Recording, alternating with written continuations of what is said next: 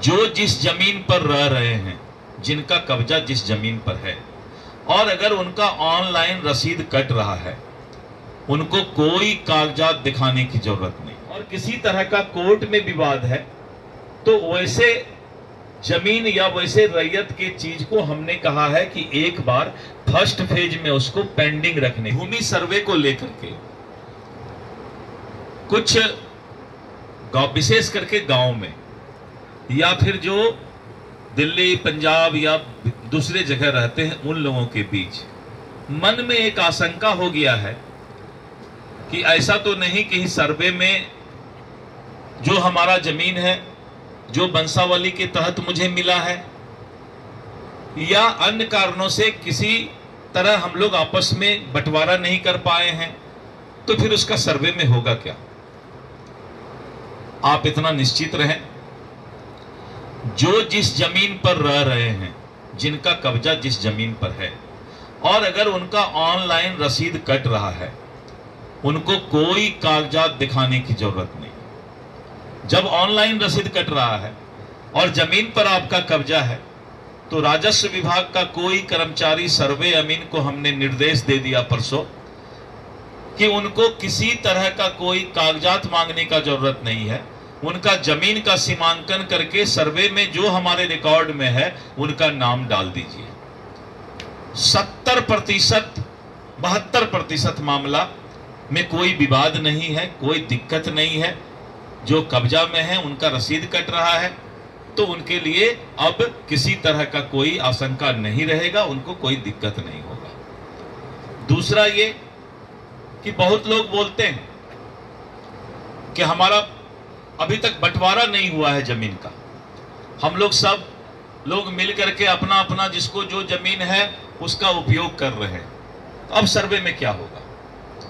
तो हम लोगों ने कहा है कि अगर आपसी सहमति से पूरा परिवार बंसावली बना करके कोई अगर विवाद नहीं हो, और जो जिस जमीन पर रह रहे हैं या जो जमीन बेच दिए हैं अगर विवाद नहीं है, तो वो लोग अगर आपसी सहमति करके बता देंगे या कागज दे देंगे कि आपसी सहमति हमारी बन गई है, तो उनको भी सर्वे में उसी तरीके से नाम दे दिया जाएगा। लेकिन अगर किसी का टाइटल सूट है, किसी का सिविल सूट है और किसी तरह का कोर्ट में विवाद है, तो वैसे जमीन या वैसे रैयत के चीज को हमने कहा है कि एक बार फर्स्ट फेज में उसको पेंडिंग रखने के लिए, अलग करके रखने के लिए, सेग्रीगेट कर देने के लिए, जिससे कि उनको बाद में हम समझ बूझ करके उसका निदान निकाल सके। तो कोई चिंता करने की बात नहीं है।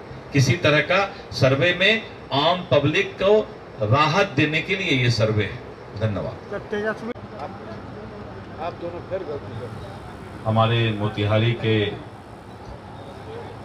आदरणीय सांसद श्री राधा मोहन सिंह जी का जन्मदिन है और उन्होंने व्यक्तिगत जीवन भी और संसदीय काल का जीवन भी बहुत ही लंबा समय तक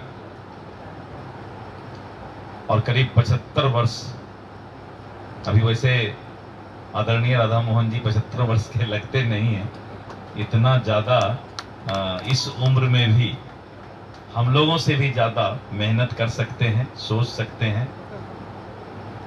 तो वैसे हमारे परम आदरणीय श्री राधा मोहन सिंह जी सांसद मोतिहारी को मैं हृदय से आज उनको नमन करता हूं, वंदन करता हूं और उनको अपना आदर समर्पित करता हूं। आदरणीय राधा मोहन सिंह जी हम लोग के अभिभावक की तरह, और भारतीय जनता पार्टी में आज जितने भी नेता हैं, आदरणीय राधा मोहन सिंह जी से बहुत कुछ हम लोग को सीखने के लिए मिला है। मैंने मैनेजमेंट की डिग्री ली है, लेकिन जो मैनेजमेंट या उसको कह सकते हैं माइक्रो मैनेजमेंट, सूक्ष्म प्रबंधन अगर सीखना हो तो वो कॉलेज और यूनिवर्सिटी में शायद आपको जितना सीखने का मौका नहीं मिलेगा, उतना माननीय राधा मोहन सिंह जी के साथ रहकर आप सीख सकते हैं। कैसे जीवन को अनुशासित तरीके से चलाया जाए, और संगठन वही अच्छा होता है, संसदीय जीवन वही अच्छा होता है जिसमें अनुशासन हो। और आज पूरे प्रदेश, पूरे देश में भारतीय जनता पार्टी और दूसरे दल के नेता भी इस बात की चर्चा करते हैं कि राधा मोहन जी एक कार्यकर्ता भी हैं, एक संगठनकर्ता भी हैं, एक संसदीय नेता भी हैं, और उससे भी ज्यादा एक अच्छे अभिभावक भी। और यही कारण है कि सभी लोग आज तक इनसे कुछ न कुछ हर दिन सीखना चाहते हैं। इनके दिल में कुछ भी नहीं रहता है। अगर कुछ इनको बोलना है, समझाना है,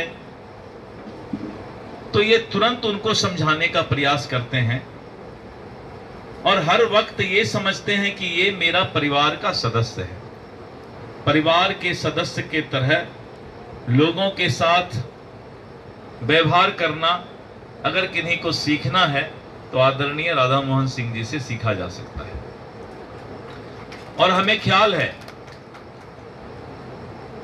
कि जब पटना भी रहते थे तो एक छोटे से कमरे में, कार्यालय में ही जाकर सोते थे। मैं इसलिए बता रहा हूं कि इतना साधारण जिंदगी, 7 बार सांसद रहने के बाद भी इनका जीवन जितना साधारण है वो अपने आप में आदर्श है।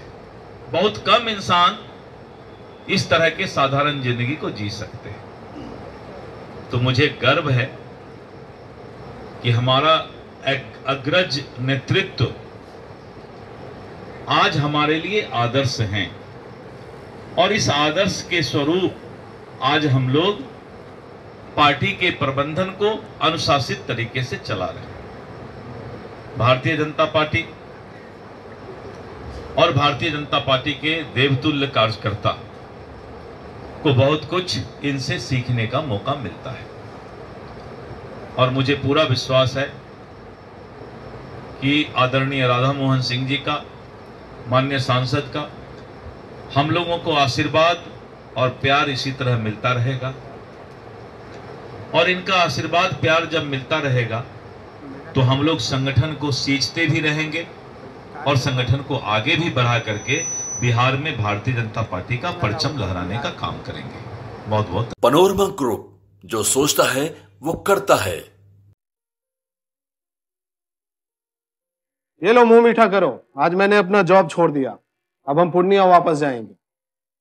जॉब छोड़ दिया है? मतलब ये घर कैसे चलेगा? हम करेंगे क्या? और माँ बाबूजी क्या बोलेंगे? इसलिए मैं एक और मिठाई का डब्बा लाया। अपने बिजनेस के लिए लोन अप्रूव हो गया।